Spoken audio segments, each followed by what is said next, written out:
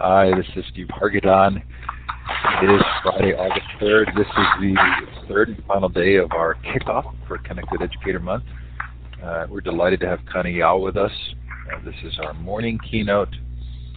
Thanks to Karen Cater, to the Office of the Department of Ed and the Office of Educational Technology, and to all who have participated so far. This has really been a lot of fun. If you haven't signed up for the newsletter for Connected Educator Month, you can do so at connectededucatormonth.org. You'll get lots of information. Even though the kickoff ends today, there's so much more coming up in the month of August. We hope you'll join us for some more fun activities.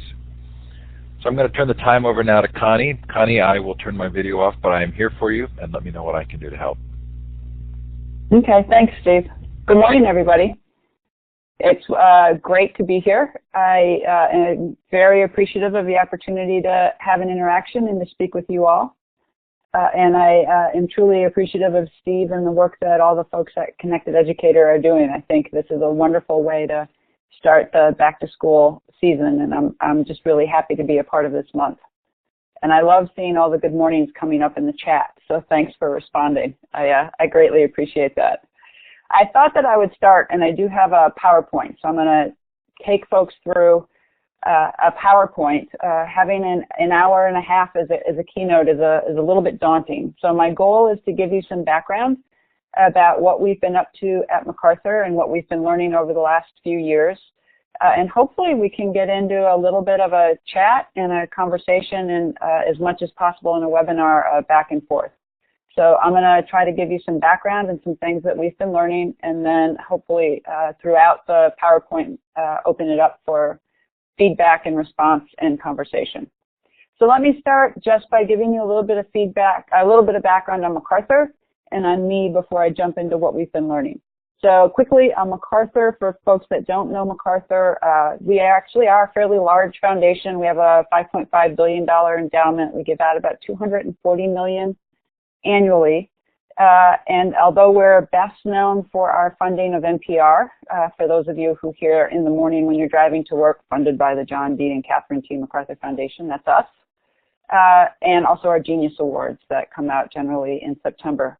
But we also give out internationally and domestically. We give out in juvenile justice, we give out in housing, community and economic development, and of course education. And we have given out, we have funded and supported education since our inception, actually, in 1980.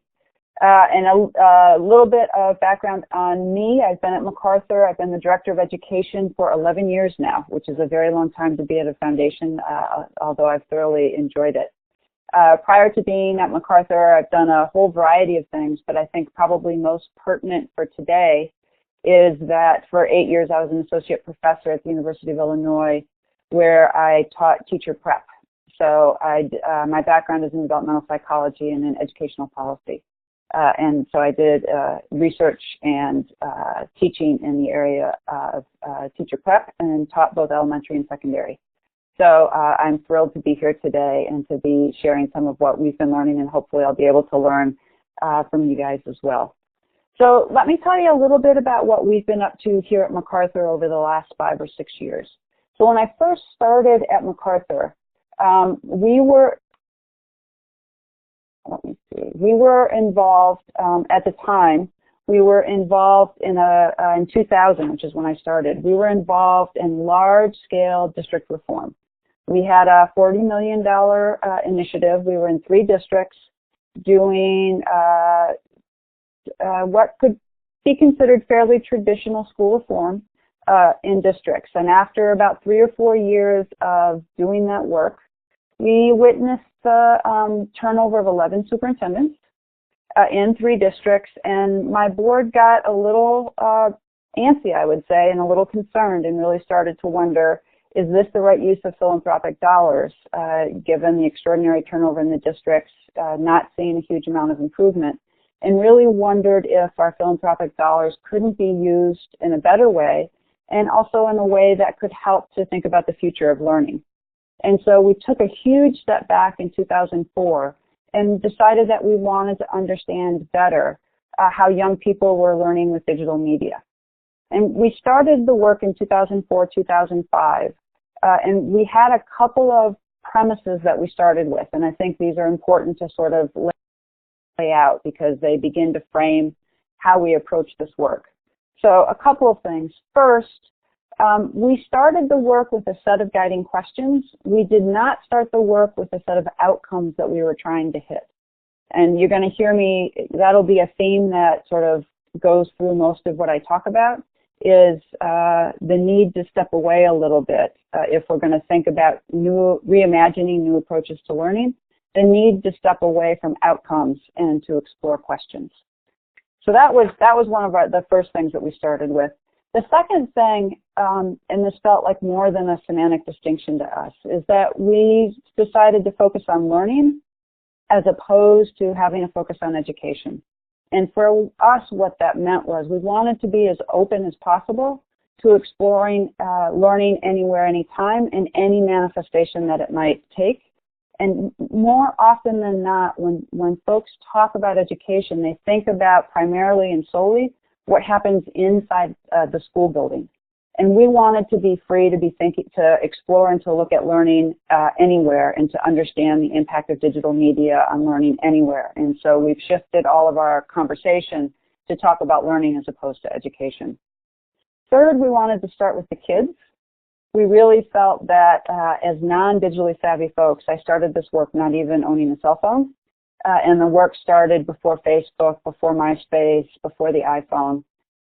But we really thought that we had an enormous amount that we could learn from the kids who were growing up with the digital media and for whom the digital media was just another tool that they used in their day-to-day life as opposed to some exotic thing that they were trying to understand what to do with. So we started off really, and we continue to have youth at the center of everything we do and to understand the youth experience before we do anything else. So those were sort of the three core premises that we started our grant making with in 2005. And so we've spent 5, 6, 7 years now really exploring a core set of questions. And what I want to do today is, in many respects, just cut to the chase. We had a phase 1 of our grant making that was highly exploratory. We funded research, we funded the exploration of new learning environments, and we funded really looking at some of the implications for institutional change. And 2 years ago, we've had several hundred grantees involved in this work that we were supporting. We sort of brought them all together and said, we've been at this for a few years now. Is there an overarching frame that all of this work across research, across learning environments, and across institutions, a simple frame that could be an umbrella under which all of the learnings that we have could come together that would help guide our work in phase 2? And so we've been working on a new frame for how we want to think about our work and the role of digital media in learning for the last year. And so I want to take you through very simply the simplest version of that frame, because that will then ground the rest of hopefully our conversation today. So we call this frame connected learning. I keep trying to advance the slides on my computer. There we go. So we call this frame connected learning. And so let me tell you a little bit about what we mean by connected learning. So shoot, sorry, my pictures aren't showing up. That's okay. So when we talk about what connected learning is, what we mean by that is it is an attempt to reimagine learning in a way that begins to bring together and to connect the 3 areas that we think are most important to a young person's life. That is their peer culture, an area that the young person cares the most about getting better at. That is their interest. And third, their academic sphere. And in doing so, we think when we bring these 3 things together, we think that we can create multiple entry points to learning for many more kids, and that we can create many more pathways toward career, academic, and civic success. And it sounds really quite simple, but what we found is that it turns out to be incredibly difficult to implement. And so this is what I want to talk about a little bit today. And also in doing this, again, my picture doesn't show up, but that's okay, is that when we bring these 3 things together, not only are kids learning the traditional skills that come out with the Common Core that we care about, but that they're also learning what has been commonly that we talk about as the 21st century skills, the kinds of creativity, collaboration, critical thinking, problem solving that we know really matter in the 21st century. One quick thing before I give you a little bit more background on this, and you'll soon come to understand why I'm saying this, but I also want to be really clear about what connected learning is not, because when the media talks about educational technology, we end up having lots of conversations about things like Khan Academy, virtual schools, and online courses. That's actually, from all of our research and the work that we've been doing with kids, not what we're talking about. And that's, although quite useful and it has its place, that's not the approach to using digital media that we think at the end of the day will be the approach to reimagining learning and to really reimagining and making the most out of the new tools that are available to us today. So that's a little bit of background. And that sort of very simply, in a very simple way, where we've been coming to with a lot of our work in the last couple of years. So now what I want to do, if it's okay with folks, and let me know in the chat if it's not okay or if you want to stop or slow down, I want to give you a little bit more background on how we got here, which is to say I want to spend a couple of minutes talking about what we've learned from researching and spending time with kids online, because it forms the foundation for why we have come to connected learning and why and how we think about what's most important about the relationship between digital media and learning. So if that's okay, all right, I see a please carry on, so I'm gonna keep going. Thanks, guys.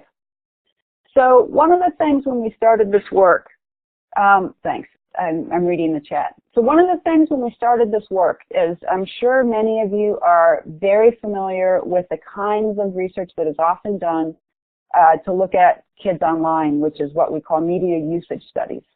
And those are the studies that tell us how many hours a day a kid is online. And often we hear that kids are online 7 to 8 hours a day. And when they're multitasking, we could count that as 10 hours a day. Right? Those are the kinds of studies that we often hear. And when we hear that, we panic. We sort of put our hand to our forehead and say, oh my God, the world's going to hell in a handbasket, and this is horrible. What we really wanted to understand, we're concerned much less with the number of hours a day they're online. We're much more concerned with what in the world are they doing? What does it look like? What can we learn from them in terms of what that time is that they're spending online? So we commissioned what is still has been the largest ethnographic study, qualitative study, meaning our researchers spent an extraordinary amount of time with kids online, watching them, observing them, interviewing them, being online with them, to understand really how are they participating when they're online, what is it that they're doing. So we had 25 researchers over 3 years with more than 700 kids around the country, trying to understand what participation looks like. And our researchers came up with a couple of findings that I want to share with you today. The first one is they sort of categorized or came up with two genres or types of participation that I think are incredibly important to understand for learning. The first one is the one that you all know. Yeah, I'll get you the URL for the study, which is really important. If John Barralone is on, John, could you put the URL up? I'd really appreciate it. So the first one is the one that you guys all know because it's what the media reports on all the time, and that is kids are online being social. We call this friendship-driven participation, and it's what they do on Facebook. We're talking from middle school through beginning of college. That's the group that we're looking at. And primarily what kids do offline in their social world, it's what they're doing online. There's actually no mystery about what's happening in friendship-driven interactions, what's happening on Facebook. If they're gossiping online, they're gossiping. If they're gossiping offline, they're gossiping online. If they're looking to find a boyfriend or a girlfriend offline, they're doing it online. If they're bullying offline, they're bullying online. So what some of us of my generation used to do at the mall, the kids are now doing online. And if we were okay with them doing it at the mall, we should be okay with them doing it online. If we weren't okay with what our kids were doing at the mall, then we should be worried about what they're doing online. It's really a pretty simple relationship. The second thing, though, which has been fascinating to us, the second type of interaction and participation online, which we almost never hear about, is what our researchers called interest-driven participation. And I'm wondering if in the chat box, if folks who know what fan fiction is could just sort of give me a sense of people who know a little bit about what a Harry Potter website looks like or what fan fiction is. Because what we found is completely different from the social interactions and the Facebook kinds of interactions, is that hundreds of thousands of kids are online pursuing their interests. And they are actually online trying to get better at something. And in these communities, and Harry Potter is a great example, now it's Hunger Games or it could be Twilight. So Harry Potter, we like to use Harry Potter because almost everybody has read Harry Potter or at least seen the movie. Hundreds of thousands of kids have been online rewriting Harry Potter. These are incredibly structured environments in forums and chats where kids are getting feedback on what they've written.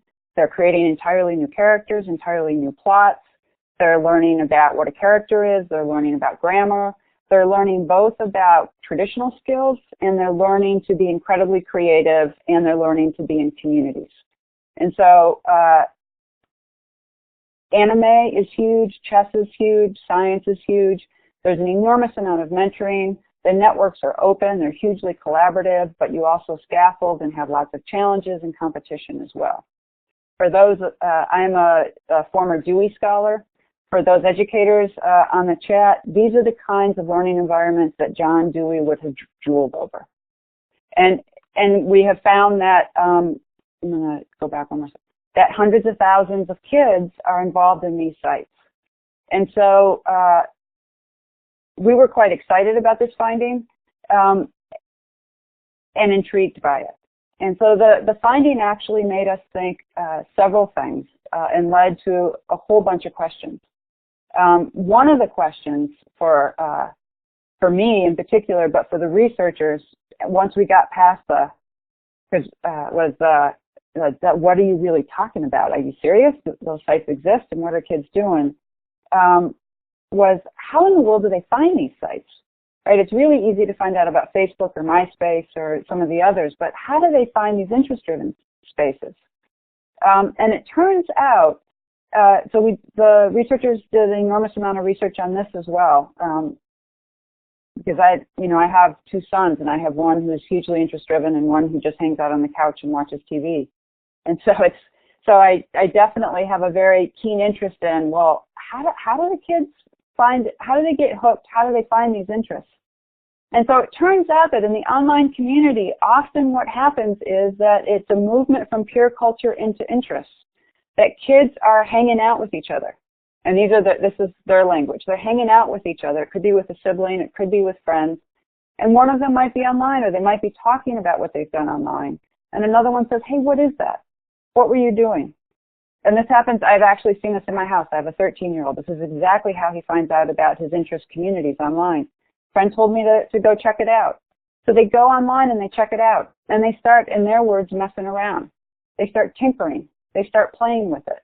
They start just sort of learning what's going on there. And if it's interesting to them, in their words, they go deeper. They go deeper into the community and they start geeking out. And so this is actually the title of the book that came out on the research, Hanging Out, Messing Around, and Geeking Out.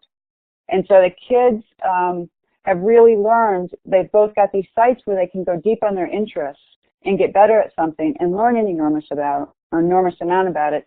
And it is a direct connection, an important link between their peer culture and their interests. So the second concern for us, once we really started learning about this and understanding how powerful it is for youth, is that we started getting very concerned about the discrepancy in many respects between what kids are doing online and how engaging it can be and what we see happening in some of our traditional institutions. So in part, couple of things. We see online, we see this extraordinary connection between peer culture and interests. And we see an incredible opportunity online for kids to mess around, for kids to tinker and play while they're hanging out with friends and to figure out what it is that they want to do. And we also know that interests are incredibly important for learning. I don't know if some of you know some of the findings in the STEM research that talk about what Sternberg did some of this research, that what predicts whether or not a young person is going to go into STEM as a career is whether or not science or a STEM-related area is a passion or an interest by the 8th grade. So we know that passion and interest is incredibly important for robust and resilient learning. And so how do we begin? And we now know that peer culture is deeply connected to kids both discovering and maintaining their interests. We did a survey actually here in Chicago, which is where MacArthur is based, to get a sense of how many of the after-school programs in the institutions in Chicago really enable kids just to hang out and to mess around and play. Because if you think about the opportunity to tinker and just to play with things and to mess around and also to hang out with your friends, we often, or at least I do, think about this as something that happens in kindergarten or early elementary. And you certainly see it, we allow it to happen at recess.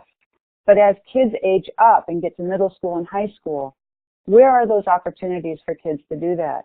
And so we did a survey of all of the after-school programs in Chicago to sort of get a sense of whether or not they allow that, what that culture looks like.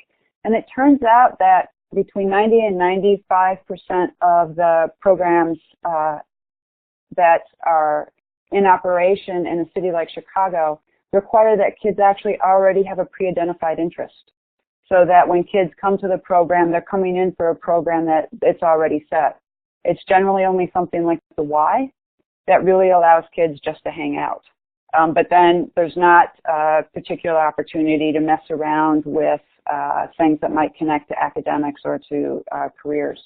So we're really learning as we do this work that in our institutions, there's very little opportunity for kids to really engage in the connecting peer to interests and to allow that messing around to happen at the same time. So what we wanted to do next was then to say, well, how do we begin to bring the best of both worlds together, the best of what we've learned from the online world and the best of what's in our institutions, both the resources and, of course, the adults. Because we're not seeing a ton of adult interaction in the interest-driven communities. There's lots of mentoring with older peers. But as we know, most of our resources are in our institutions. And so the first place we turned to were libraries. We have a library here in Chicago. It's one of the largest physical libraries in the world called the Harold Washington Library. And there was an empty, it turns out, 5,000 square foot space on the first floor. And the commissioner of the public libraries, Mary Dempsey, had turned to us and said, you know, it's an empty space and no teens come to the public library downtown unless they're forced to by their schools to do a project. Can you help us redesign the space?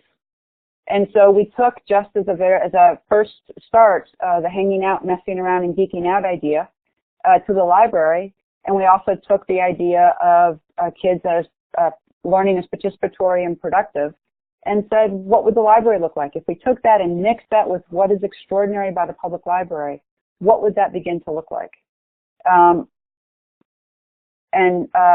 Steve, can you play the first video? And I want to just, instead of talking about it, I want to show you a video of what it looks like, what one of the activities and what it looks like.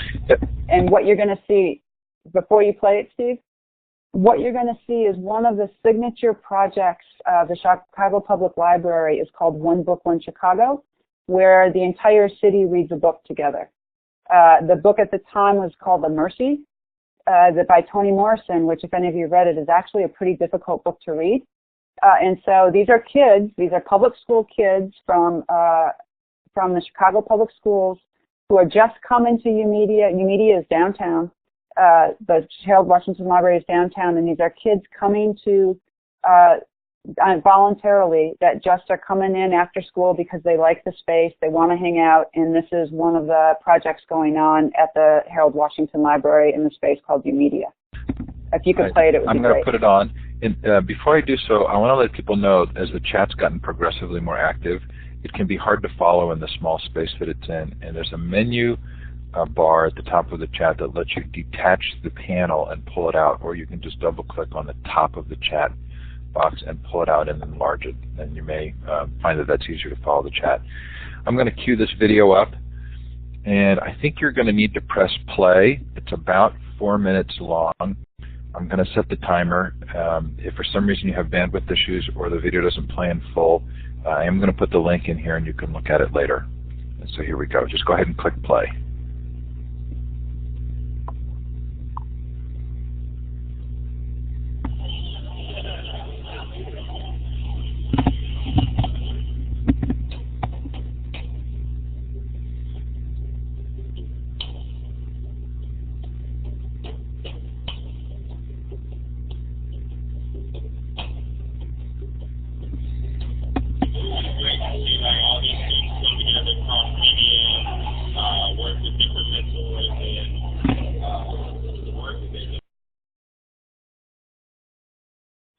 So I do know that some, Connie, had trouble either being behind a firewall or with bandwidth, weren't able to see the full video. I put the link again in the chat, and definitely please watch it later if you had that problem.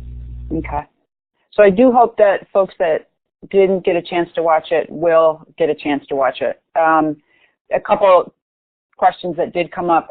Toni Morrison did visit the library, and she did see a good portion of what the students created, and they're now in her archives for a mercy, because the work that came out of that project was just extraordinary, as is much of the work that the students, or the youth, because they're in that space, they're not students, they're youth collaborating, is pretty phenomenal. It's a couple of things, even for those who didn't get a chance to see the video, and I do hope that you do. I actually, my favorite clip in that video, I don't know, for those who got to see it, my favorite clip in the video is actually of the student who's holding the book and all of the yellow stickies that are in the book, because in order to do the creative production, requires that the kids read and reread and reread the book. So not only are their identities linked to the book, and not only are they doing really great productive work, they know that book. By the end of the projects, they really know the book. And again, it's all voluntary. So one of the things that's extraordinary about UMedia, and we're working with the Institute for Museum and Library Services to help scale it up to other libraries and museums, is that on a weekly basis, and remember, it's all voluntary. The kids just come. It's never been advertised in Chicago. It's all word of mouth from the kids. It gets more than 500 kids a week that come to UMedia, and it turns out to be extraordinarily successful with African American boys, which has surprised us. The books that come off the shelf, kids check out more books out of that library than are typically checked out of the community branch libraries. And so it's had a 700-fold increase in the number of books that are checked out. And some of the evaluation research that is now coming out of UMedia also talks about how kids are really beginning to show changes in their attitudes towards school and in their attitudes towards academic achievement. So it's just it's been a really interesting phenomenon, because it's really been about taking the best of what the institution has to offer with what we've been learning about what happens online. And so on the slide here, I've got some of the first guiding principles that we've been learning from the UMedia experiment that help, and these are becoming some of our design principles for connected learning. And the first one, which is so incredibly important, is providing a space where youth have a shared purpose. And we find that it's not just that there's an opportunity for kids to hang out, it's that the kids in that hanging out space begin to have a shared purpose. And that's often the role you'll see down at the bottom. It says mentors create bridges. The mentors in the UMedia space play an extraordinary role in helping kids begin to understand what their interests are, to help kids move from hanging out to messing around, and to understand the movement from messing around to geeking out. So the mentors really create extraordinary bridges for kids all along the way, and for figuring out how to get better at something. The space is really, we often talk about the difference between horizontal communication and vertical communication. So expertise is shared, and it's very much a space for peer-to-peer communication and not a place of top-down expertise. The third thing that is so incredibly important that we just didn't have an understanding of prior to starting this work is how, and you all probably know this, but how incredibly important performance is to young people, and that it's performance to their peers, it's not performance to adults. So there's a performance space in YOUmedia, and every Wednesday there is an opportunity for kids to perform their work or to show it in some way and to get peer feedback. So they're not necessarily looking for adult feedback or expert feedback. They're looking for peers who are a little bit better at what they do to give them feedback on how they're doing. And it's amazing the time on task that drives. So every time they know that they are having the opportunity to perform in front of their peers, and they know that they're going to get feedback from their peers, we see both in the online community and in the space, the number of hours they're working on their production go through the roof. And then lastly, I'll just say, YOUmedia creates an invitation for everyone to participate. So there's just this very, very low bar for participation. Anybody can participate. There then are scaffolded opportunities to get better and better at something, but there's always that very low and welcoming bar to participate. And we find that these are some of the design principles from the online community, from the fan fiction sites and from the places that we've studied that we have translated into the physical space of YOUmedia that has driven extraordinary engagement and production from the kids. So one of the things that we're going to come back to and that I really want to come back to in this conversation is, and I'm going to show you another example of what this looks like in a school, but to really begin to think about what this means for creating learning experiences for kids. So all of our work, and again, this is a big shift because part of what we think in our work is that to reimagine learning for the 21st century, it's going to be really important to shift our frames for how we think about what we want to be doing. And so I worry very much about a conversation that starts with the core outcomes about content, which is a little bit about what's happening in the policy arena. I think that cuts down on the possibilities for innovation and imagination. We've started all of our work with a core question of what is the experience we want youth to have? And then from there, figuring out what is the role for content in that experience, what is the role of the adults in that experience, and then what is the role of digital media. So if you look at these design principles, you don't need digital media for those design principles. At the same time, digital media makes it so much easier. So these design principles guide us in how we think about what is the role and use of digital media. Rather than thinking about efficiency around the use of content, which is often where we start with Khan Academy or with some of the online courses. The conversation is so much around the efficiency of sending content out to kids. We much more really want to understand what are the most engaging kinds of experiences that create invitations to learning for kids. And then how do we want to integrate content into those kinds of experiences, and how does digital media facilitate that? And so that's how we've been thinking about how to think about digital media. And it's been an extraordinary journey and learning experience for us. And that's what I'm hoping we can have as part of a conversation. I just have a couple more slides. I just want to give you a taste of a little bit about another experiment, because of course we wanted to do this in a library, and we're doing this more broadly in libraries. But we also want to think about a little bit what would an experiment around what we've learned from the online world also mean for dramatically rethinking what kids experience in schools can look like. And again, so we've tailored our design principles, the ones I just showed you, because schools are obviously a very different context. So we've tailored some design principles that we started with for school. And again, our goal is to be as simple as possible, and that in a way that then allows for the greatest amount of creativity within any kind of context.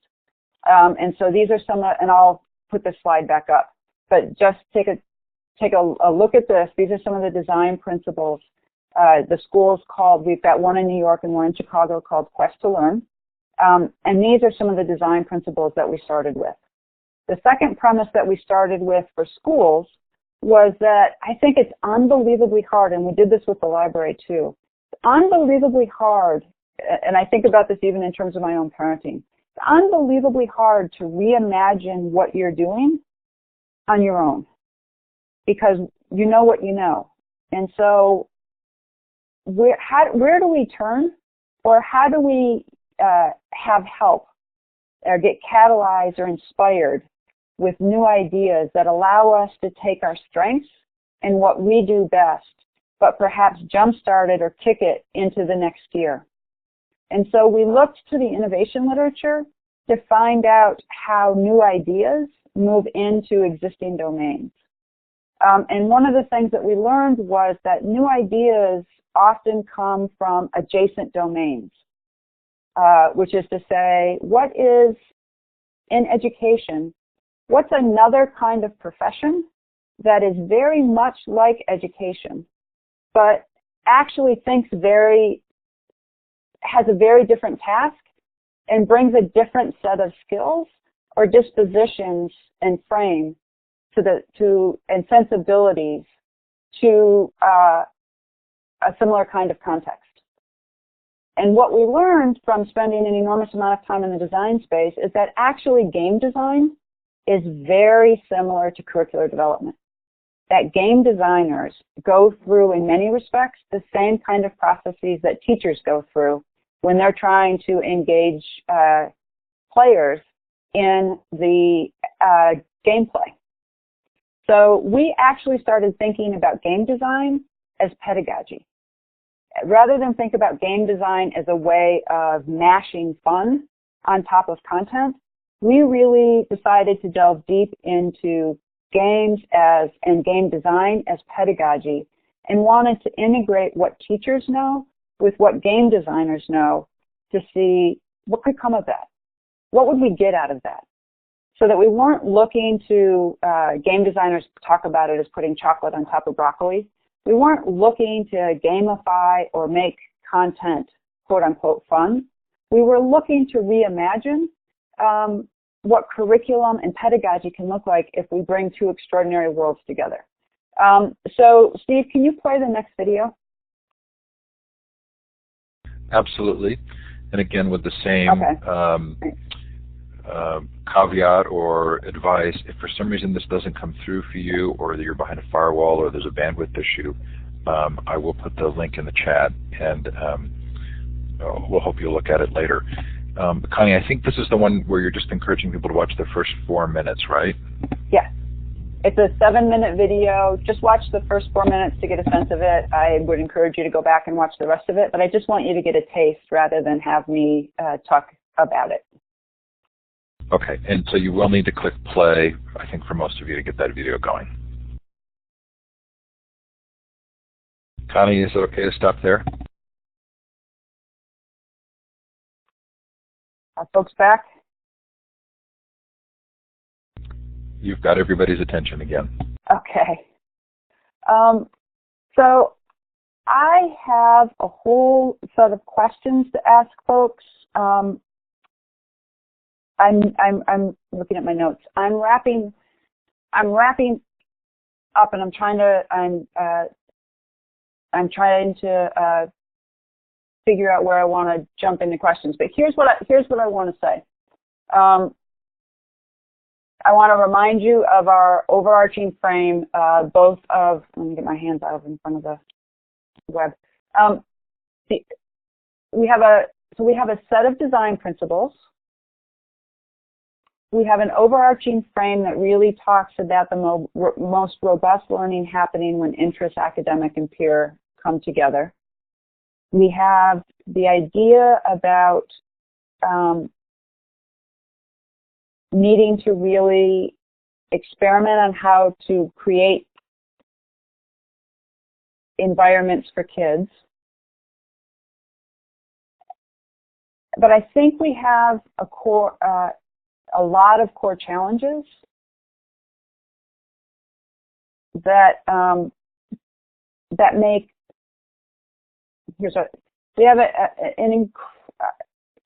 But here's a premise that I want to ask of you and get your feedback on and jump into conversation about. The principles, the screen that I have up is from MIT Media Lab.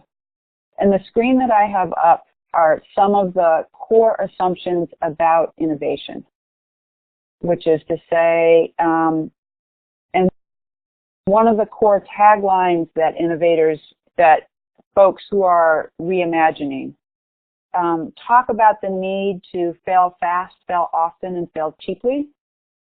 And you can see sort of some of the core tensions that come about for innovation.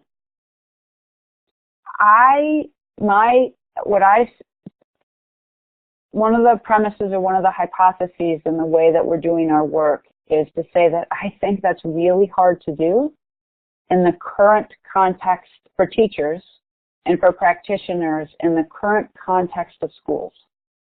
Because schools are high-stakes environments where it's really hard to take risks. It's hard for kids to take risks, and it's hard for teachers to take risks. And so I think it's an extraordinary ask of the education community to also be innovating at the same time within the context in which our schools are currently operating. So then that has raised for us the question of how do we begin to think about really creating the context in which more of what we've begun to experiment with, which is bringing together some of the extraordinary things that we've been learning about in the online world and where digital media can actually make a difference, and the extraordinary things that are happening within institutions.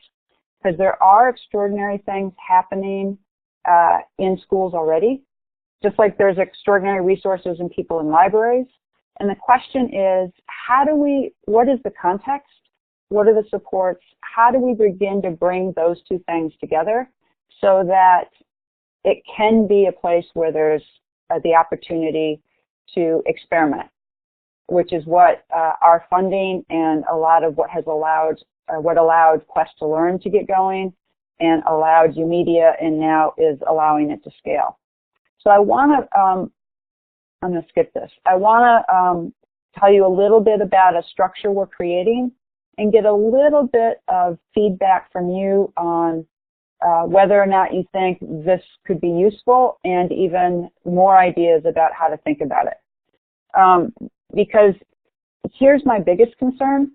My biggest concern is, and it's a classic, it always happens with technology, is that Web 1.0 always exists with taking what we already know how to do and putting that on top of technology, which is in many respects what's happening in the educational technology world. We take our courses and we put them online. We take what we already know how to do and we put it online and we try to make it more efficient.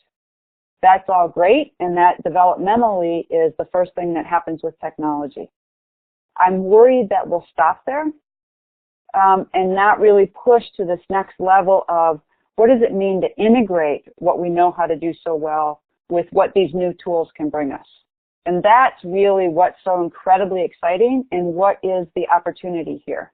And that's what our Digital Media and Learning Initiative is about, is really doing that hard, exciting work about getting to that next level of rethinking pedagogy and rethinking really what's the potential for youth student experience and learning, and really reimagining learning, taking what you all know so well how to do and catalyzing it with what our new tools enable us to do. So it's not clear to me that that can only happen in schools. Instead, part of what digital media brings to us is a networked world. And in many respects from our research, our kids tell us that they're learning everywhere and they're learning through networks. And so, sorry about that, we've begun to really think in a couple of cities about creating networks of learning. So you all, I'm sure many of you, either in the out-of-school world or in the in-school world, think about individual partnerships between schools and community organizations. Part of what we're trying to do is really think about how to network the informal world in a way that it feels like a network to the youth. So that whether a young person's in a library or online or at a museum, their learning moves with them and they can continue to pursue their interests regardless of where they are, and that it's connected. And what we want to do then is to also connect those networks to what's happening in school so that there becomes a seamlessness between in and out of school that is about advancing a young person's interests and connecting peer culture with interests in academics. But here's where it could be hugely interesting from the adult perspective, is that part of what we want to really think about is how do you use, I'm going to skip all this, how do you use a connection between in and out of school to create safe spaces for adults to learn? Because part of what I think is really a challenge is that just as we don't have hanging out, messing around, and geeking out spaces for youth, it's not clear to me that we have them for educators. And so part of what our next phase in our grant making and in our initiative is to really begin to think about how do we create those spaces where the adults who are working with the kids can be hanging out, messing around, and geeking out too, and perhaps also with the youth. It's not clear to me that adults, that's a question for you all. Does it need to be a space or a set of spaces that are separate from the youth? I like that line, city as school. Yeah, we're thinking about city as a platform for learning. And so part of our question is, can we reimagine, what are the spaces in you as educators' lives that could become hanging out, messing around, and geeking out spaces if we reimagine them? And if we thought about them in an innovation flow. So if we have our design principles right, and if we want to think about adjacent worlds to bring in connection with what you're doing, where would that work happen? Well, could it happen in summer school? Could it happen in after school? And would it happen in your school libraries? And what would you need in order to make that happen? So I have a twofold set of questions here. One is this question about what do you need and where can it happen in terms of really pushing on this next phase of innovation for learning or reimagining learning. And then the second question, and I should have put it right here, but I didn't, is I really wanted to have a conversation about the design principles and get your feedback on whether or not those design principles make sense to you. And in many respects, if you wanted to add or if you thought they were the right design principles. So I feel like I've talked forever, Steve, and I'm looking for your help. I don't know if we want to have a whiteboard to have people brainstorm or talk a little bit about the first question on the hanging out, messing around, and geeking out. But I'd really love to have feedback or engagement around that question for educators, for connected educators. Because really, I want to take that phrase incredibly seriously because we've taken the connected learning phrase incredibly seriously for youth and are trying to build an infrastructure that connects youth learning. And I think we very much, yes, I do know the Science Leadership Academy, and I think it's excellent. I really want to think about how we build the connected learning opportunities and experiences for educators in ways that mesh with the kids. Okay, so Connie, So I put up a page. yeah. I'm going to clear the smiley face, sorry. But you can use the text tool to the left. You'll see a little A with some lines, and you can click on that or click on the A itself. You don't actually have to write it out with the drawing pencil. You can actually type it in. But Connie, define that first question again, and we'll let people respond on this page. Okay. So the first question is,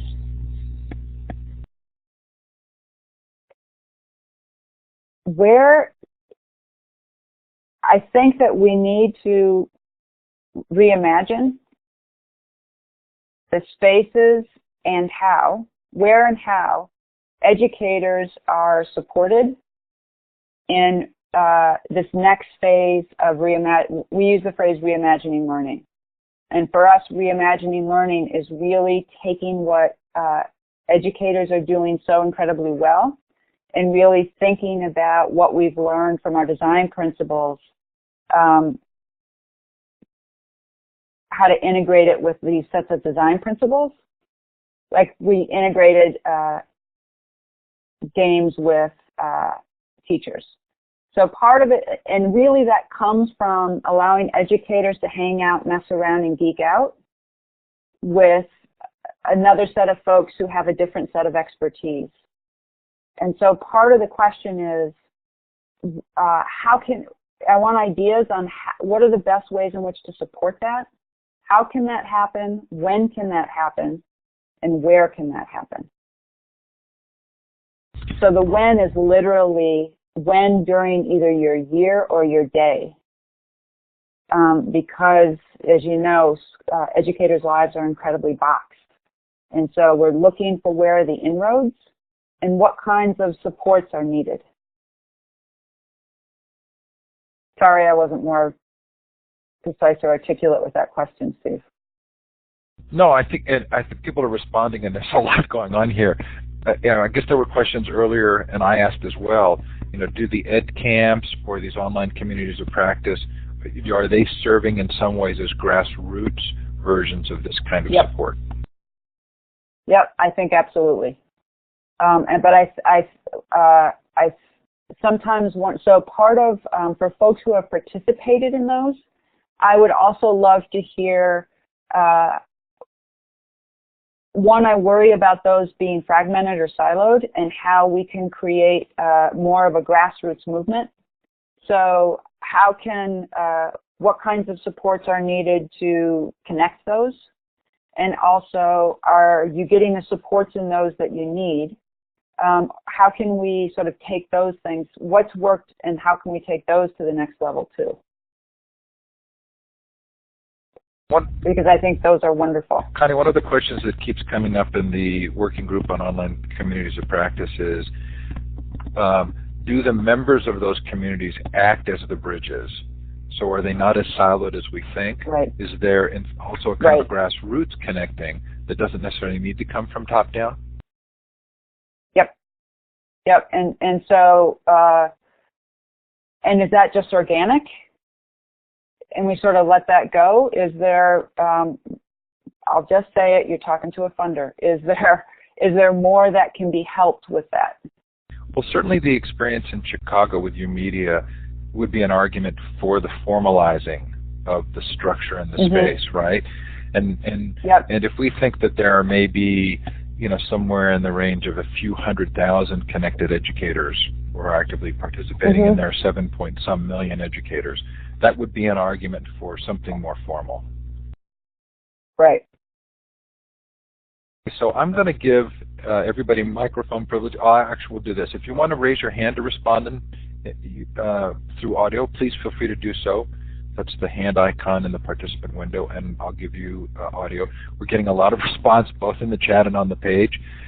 Connie, I love this. Let me know how you'd like to proceed, but we can move some of these around so they're a little easier to read. As a moderator, you can click on any one, and I think you'll be able to see that you can move it to read it more easily. And will I get these afterwards? This is all being recorded, and we can also save the whiteboard page as well. Okay. There's a line in the chat that says, what are the absolute must-go-to sites for educators who are hungry to learn?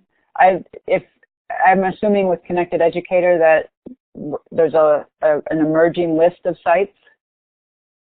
Yes. Because I think that would be a huge resource. So if folks are offering those, that would be great.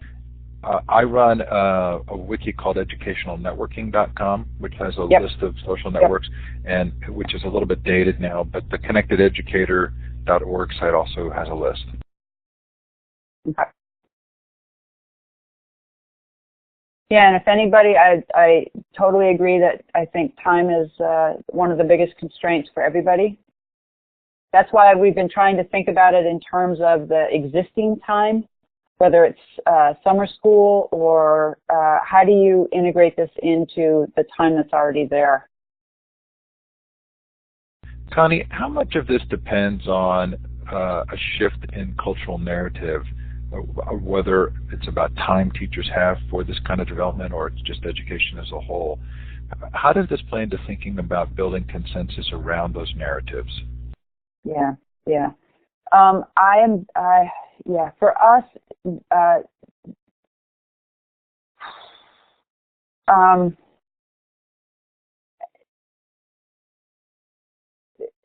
so we're pretty clear that we really have to be building a different narrative for really thinking about learning going forward. And part of it is simply, I think I would argue that the goals of education broadly, that our founding fathers, when they set up our educational system, totally got it right. And that the broad purposes or goals of education have always been around the preparation of young people for participation in democracy, for participation in a capitalist economy, and for lifelong learning. And those three things seem to be right on. What has changed so dramatically in the 21st century is what each of those things mean and how you do it. And so that's one of the frames that I think we really have to interrogate and investigate is what does it mean to be a democratic citizen in the 21st century, and how do we prepare our young people for that? I think the workplace has changed dramatically, and we have to understand that. I think what it means to be a lifelong learner has changed dramatically. And so we now live in a world of constant change where our futures are not guaranteed. And so what it means to be a citizen, a worker, and a learner in a world of constant change requires a very different narrative for learning. The second thing that I think has happened in education in a very dramatic way over the last 50 to 60 years is, for whatever reason, the notion of education and who is responsible for education has dramatically narrowed to the school building. So when the founding fathers created our education, it was never even remotely understood that it would rest solely on school. It was always understood as a configuration of institutions and community that was responsible for this broader notion of education. But for whatever reason, and there have been a whole set of reasons, in the last half century, it has collapsed everything has collapsed onto the school building, and in the last 20 years, it has dramatically collapsed onto the teacher. Which is just an impossibility. It is an absolute impossibility. And so we have narrowed and narrowed and narrowed both the purpose of education and who is responsible for it to make it an impossible task. And so I think the narrative and framework for education actually needs to go back to what it was from the beginning, and within that context needs to then be reimagined. So I think, it's this interesting thing of sort of going back to the beginning, and then having that going back to the beginning create the opportunity to reimagine what's possible. And in that, what makes this opportunity so exciting with digital media is that digital media fundamentally creates networks. And so if we open up the possibility of who is responsible and who is allowed to be engaged in the education of our youth and our children, and we turn to the resources that are within this networked infrastructure, we could have an extraordinary opportunity to educate the next generation. We can also take advantage of the extraordinary expertise of our teachers, but also remove what has become, I think, a burden. I think the way in which we organize our schools, the way in which we organize our classrooms creates just an extraordinary burden for teachers. As someone who did teacher prep for 8 years, the people that go into education are extraordinary. I think we create a context and a setting that makes an almost impossible job, and we have to reconfigure that job. Connie, are you suggesting that if we create good spaces for adults, teachers, to kind of experience this confluence of learning opportunities, that's a part of that changed, that they'll help kind of rebuild that narrative? Oh, absolutely. Absolutely. So I'm going to say something that, here's one of the things that I think has to change and will change dramatically, and I think it will ultimately lead to much better lives for teachers. And I'm curious if how people think about this. One of the things that the tools of digital media enable is participation.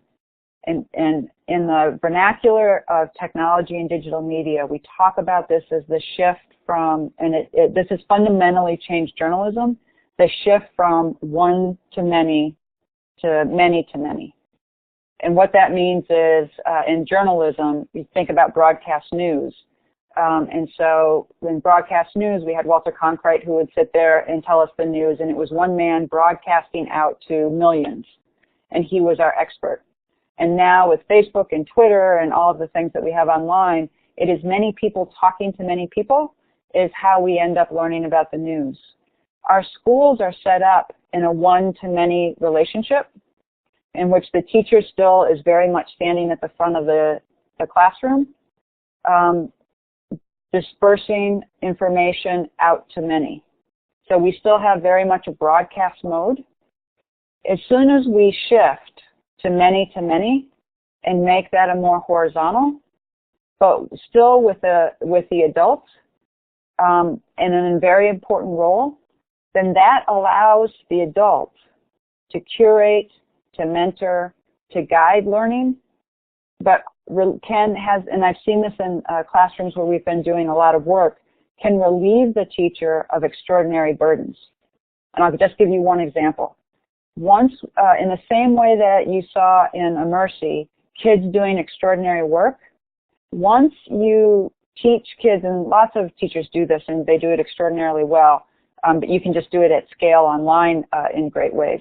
Once you teach kids how to provide feedback and provide them with rubrics around production and participation, kids can grade and give other kids feedback. And once you move, if we ever move from all grades being all of one age and make them cross-age, which is what we see online and is incredibly powerful, and have peer mentoring, and peer mentors being able to provide feedback, then the teacher is relieved of the burden of constantly having to grade, which we know takes up an enormous amount of time for teachers, and would allow them to put themselves in a different role than having to spend all of their time providing feedback. And so if we can shift to a guided many-to-many, then we can begin to create a different kind of relationship that allows the adult or the teacher to do, in many respects, what I've seen from my 8 years of teacher prep, to allow them to do the things that I've seen teachers love to do, which is actually to teach, as opposed to having to do a lot of the other things that have to happen in a classroom. There was an interesting discussion. I actually think many-to-many can be guided. I think we have to understand where are the scaffolds and how we create the context in which many-to-many happens. So it doesn't have to be the completely open many-to-many that we see in journalism or on Twitter. I think there are ways in which we can design social networks and the ways in which, and we've got folks who are experimenting with that. We do not have a social network that exists right now that supports interest-driven learning. So I think that there are lots of ways in which, if we take our design principles and really think about how we want to design these interactions, I think that I think we're in transition, but I think we've got huge opportunity. Sorry if I'm rambling, guys. Connie, one of the things, I'm in Park City, Utah this year, and it's been interesting to be in Utah because they have these immersive language schools. And the immersive language programs bring an enormous number of sort of proactive pedagogical principles to the school where there's consensus around the value of the immersive language program without having to debate the pedagogical principles. We heard yesterday a comment about multi-age classrooms do a really good job of shifting from grading toward achievement levels. So have you seen, so multi-age schooling or immersive language, are there other sort of bridge concepts that help move that cultural dialogue toward more consensus, like those two principles? Yeah, and this notion of bridging, I think, is just incredibly important. I think those are the two that are out there. We're just beginning work to try to think about it from a curricular perspective, as well as, frankly, from an assessment perspective. So we even think about, and we hope that we have some examples coming out of our competition, we actually think about the badges and the approach to badges as a bridge. So we like to think of the badges as providing scaffolds that would allow learners, whether they're adults or kids, to be able to see a transparent pathway and to collaborate, if it's collaboratively or within a community, to be able to move along a pathway and to be learning as they go, and for badges simply to be feedback along that pathway. And so the badges can then be integrated into communities. So we see those kinds of immersive, not age-dependent learning happening online, less so in face-to-face, unless it's in a place like UMedia. So if there's somebody who's put a note on the whiteboard or in the chat and you'd like to expand on it, we'd love to have somebody grab the microphone and actually talk. You're not required to do so. But if there was something that came up here that really was engaging for you and you'd like to talk to Connie about it, please feel free to raise your hand and we'll give you the microphone. I'm reading some of the comments. So Lisa, thank you. You have audio permissions. Click on the talk button toward the top left below Connie's image and you should be able to turn your mic on. Hello? So we can see your mic is on, but we're not getting audio, and that may be a configuration issue. I appreciate the line that says rambling is a sign of a creative mind, by the way. Lisa, there's a microphone with a star at the top. If you would like to talk, just click on that, and it will help you configure your microphone. You do have to turn your mic off to run that configuration now.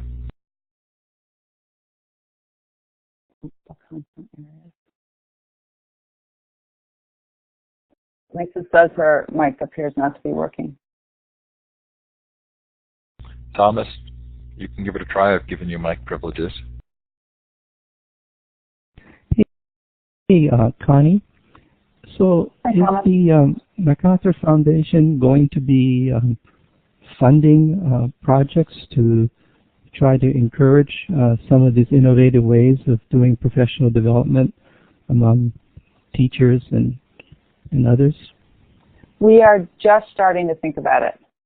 So we have really wanted to spend our time thinking hard about learning and really understanding the role of digital media in learning and not jump too far ahead.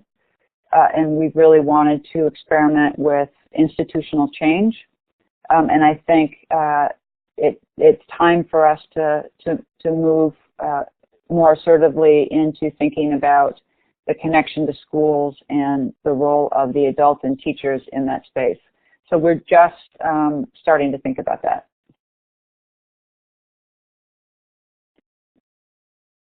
And so one of the ways that we think about it, Thomas, is really how to connect the informal spaces with school spaces, because we want, we think that, and again, if folks want to give feedback on this idea, please do. We think it's important to provide spaces for innovation outside of the classroom for experimentation. And so we've been building networks outside of schools that really can be networked and provide the foundation and easy access for lots of experimentation to happen that could then, once it appears to be promising, could then move more easily back into the school. But we really want to take the pressure off of and the risk off of educators who want to hang around, mess around, be innovative, and play a little bit with what they've been doing, and also provide them with access to folks who might be doing things differently in their own context and see what that mashup might do. And so in Chicago and New York, we have these things called Hive Learning Networks. We have 50 organizations in New York that are all participating in a network. We have 30 in Chicago.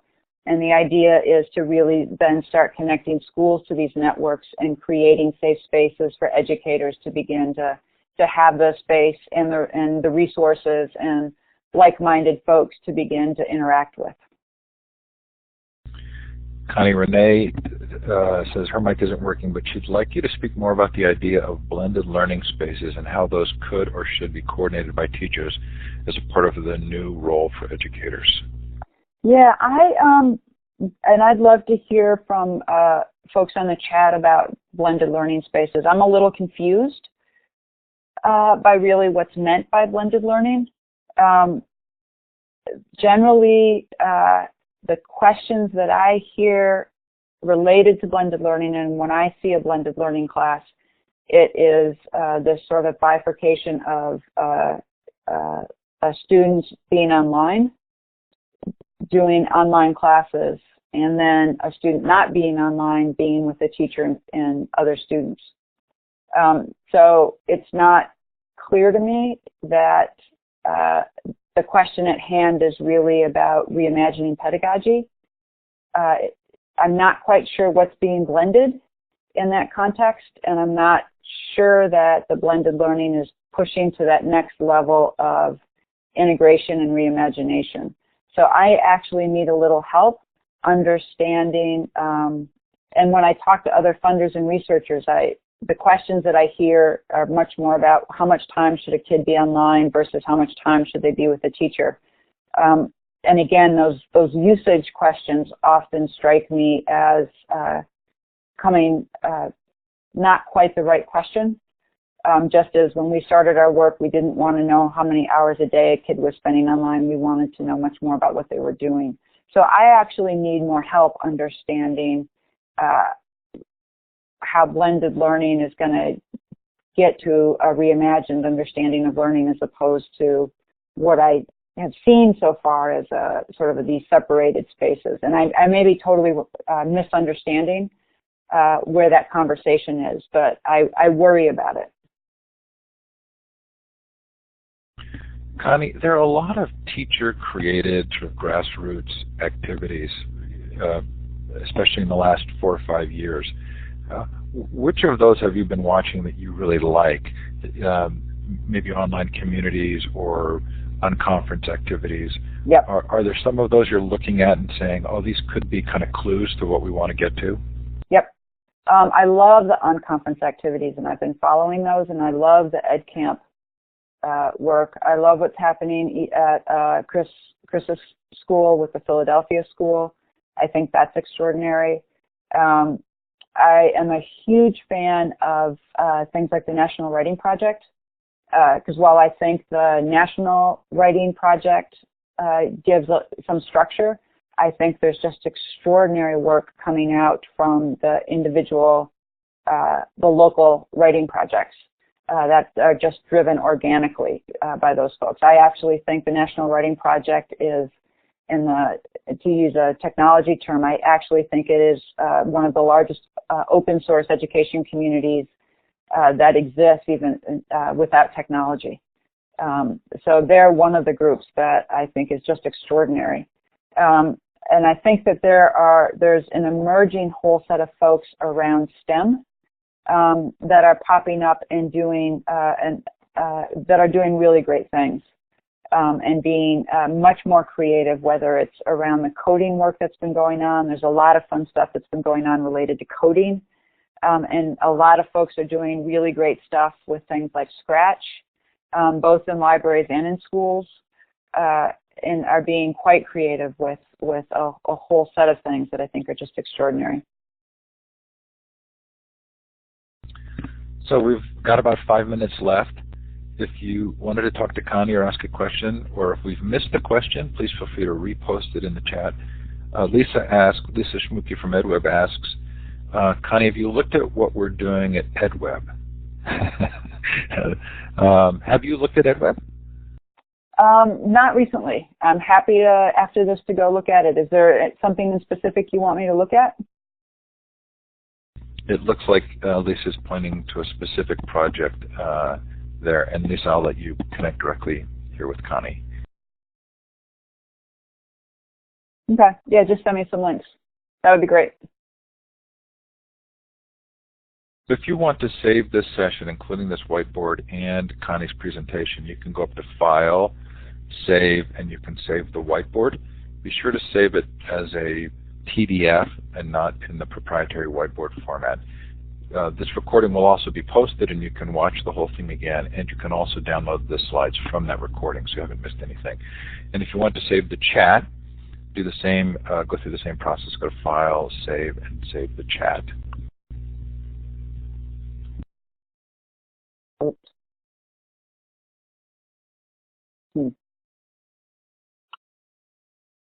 Connie, you filled 90 minutes. Amazing. I have loved following the chat, and I love the whiteboard. So thank you all for hanging in there with me and being part of the conversation. It's been great. I really I don't appreciate think we're going to do 90 more. No. Thank you, though. And I will be watching and participating for the rest of in the chats and the other activities for Connected Educator Month. I think it's terrific. So, Steve, again, thank you so much for including me. This has been terrific. It sounds like maybe we should wrap up. Yeah, and these are, thanks for putting that up. These are some of our links if folks are looking for more information on a variety of different things. Okay, Connie, I'm clapping for you. I do so by going down to the smiley face and hitting the applause button. I took lots of notes. Really a delightful session for me. Thank you so much for coming on. Thank you. My pleasure. Take care, everyone. Okay, folks, don't forget connectededucatormonth.org for all of the other activities. I'm going to go ahead and close this session out. I'll do so by turning off the recording and then booting you out of the room so that the recording will process.